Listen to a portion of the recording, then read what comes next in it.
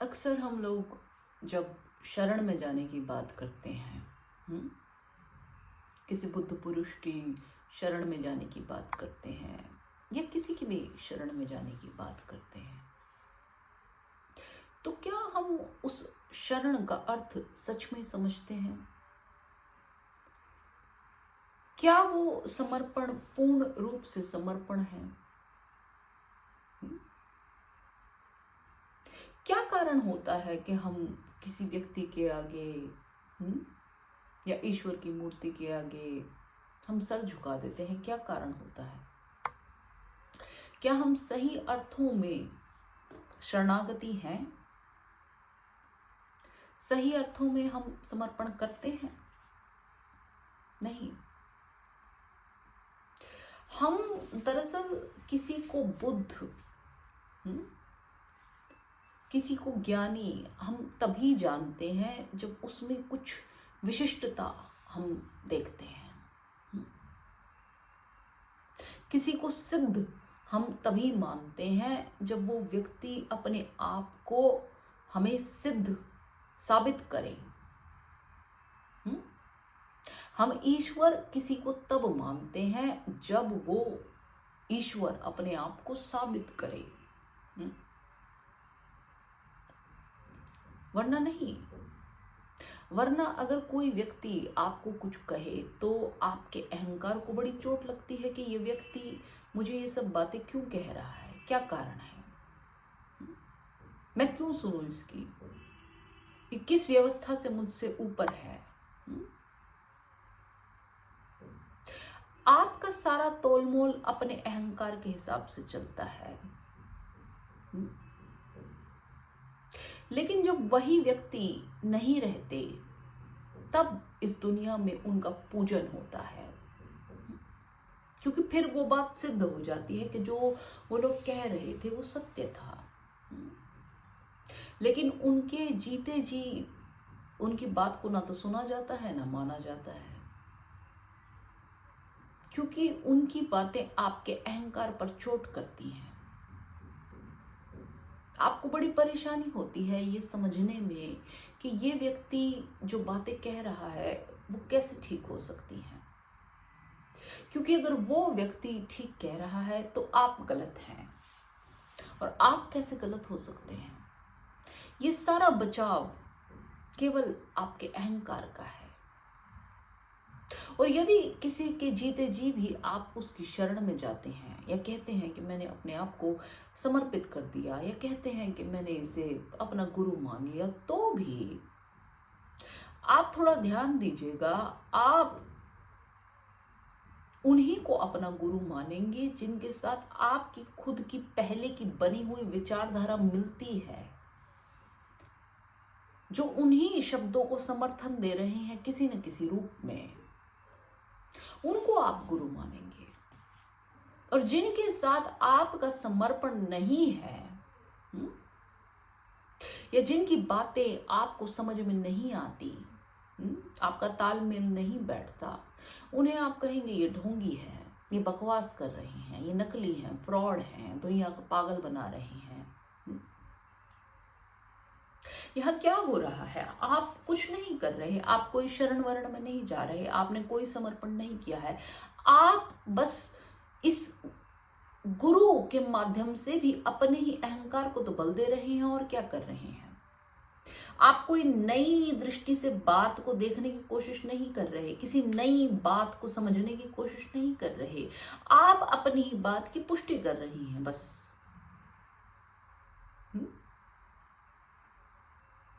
केवल अपनी बात की पुष्टि कर रहे हैं, यानी अपने अहंकार की पुष्टि कर रहे हैं। और क्या कर रहे हैं? आप कुछ नहीं कर रहे। इसको समर्पण या इसको शरणागत भाव नहीं कहते। और सबसे बड़ी बात तो ये है कि जितने कारण आप शरण में जाने की खोजेंगे, उतनी वो बात तर्कयुक्त हो जाएगी। उसमें समर्पण कहाँ रहा? कहाँ समर्पण रहा? वो तो केवल तर्क की पुष्टि हुई। जहां आपके तर्क की पुष्टि हो गई वहां आपने सर झुका लिया, जहां आप अबोल हो गए। पर ऐसा नहीं है, क्योंकि सत्य तो बिल्कुल अतर्क है। वहां पे ये तर्क थोड़ी ना चलते हैं। सारे तर्क उस अतर्क तक पहुंचाने की चेष्टा करते हैं बस।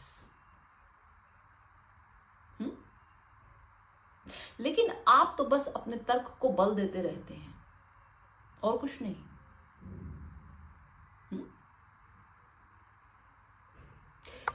जितने आप कारण ढूंढेंगे समर्पण करने के, अपने अहंकार को विस्तीर्ण करने के, जितने आप कारण ढूंढेंगे उतना आप ये पाएंगे कि बात फिर आपकी नहीं रही, बात दूसरे व्यक्ति की हो गई। वो उस दूसरे व्यक्ति का टैलेंट है। उसने आपको कोई चमत्कार करके दिखा दिया, लेविटेट करके दिखा दिया, या कोई और ऐसी घटना करके दिखा दी, किसी मुर्दे को जिंदा कर दिया, बीमार को ठीक कर दिया, कोई ऐसे चमत्कार उसने करके दिखा दिया तो आपने उसे नमस्कार कर दिया। पर क्या ये उस व्यक्ति को नमस्कार है, उसकी चेतना को नमस्कार है? नहीं, उसके बारे में आप कुछ नहीं जानते। अगर उसने ये सब घटना चक्र ना किए होते तो कोई नमस्कार ना होता। तो इसका मतलब क्या हुआ? ये तो चमत्कार को नमस्कार हुआ।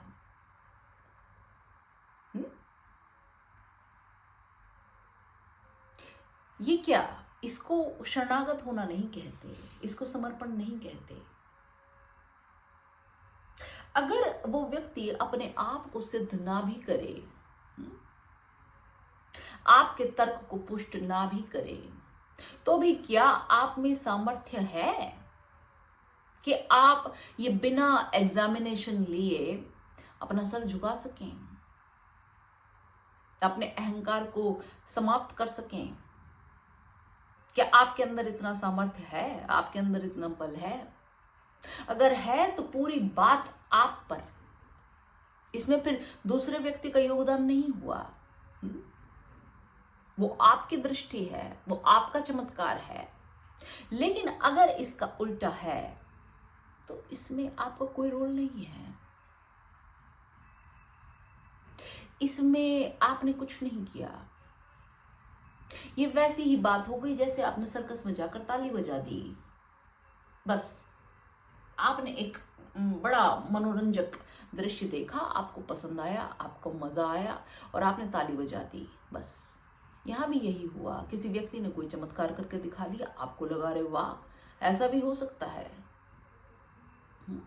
जो ये बातें कर रहा है ये व्यक्ति, ये बड़ी अलग बातें कर रहा है, ऐसा तो मैंने कभी सुना नहीं, ऐसा कभी देखा नहीं।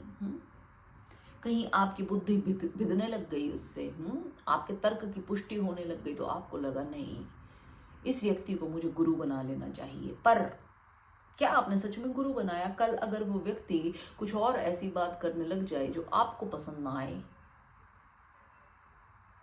तो भी क्या आप समर्पित रह सकेंगे? प्रश्न पूछिए अपने आप से, आप रह सकेंगे?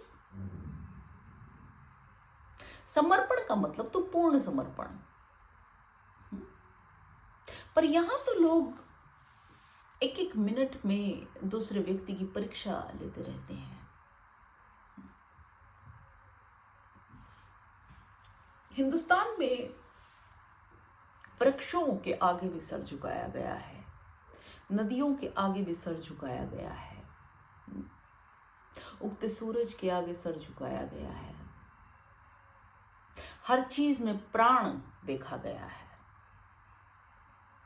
अगर इसे बहुत गहरे में आप देखेंगे तो ये हर चीज, जीवित अजीवित, हर चीज के प्रति समर्पण भाव को दिखाया गया है कि इससे फर्क नहीं पड़ता कि सामने वाले व्यक्ति के अंदर कोई भगवत्ता है कि नहीं, या as a matter of fact किसी भी चीज के अंदर कोई भगवत्ता है कि नहीं, पर प्राण ऊर्जा, वो चेतना, वो ब्रह्म सब में है। इसलिए यहां कारण नहीं खोजे गए। पीपल के पेड़ की परीक्षा नहीं ली गई, तुलसी के पौधे की परीक्षा नहीं ली गई, उगते हुए सूरज की परीक्षा नहीं ली गई, बहती हुई नदियों की परीक्षा नहीं ली गई, पर्वत श्रृंखलाओं की परीक्षा नहीं ली गई, बस सर झुका दिया गया, सर झुका दिया गया। इसे कहते हैं समर्पित हो जाना, अपने अहंकार को समाप्त कर देना, अहंकार को बहा देना। जब तक आपके अंदर किसी गुरु के प्रति ऐसा भाव नहीं है, तब तक वो व्यक्ति आपका गुरु नहीं है, हो नहीं सकता।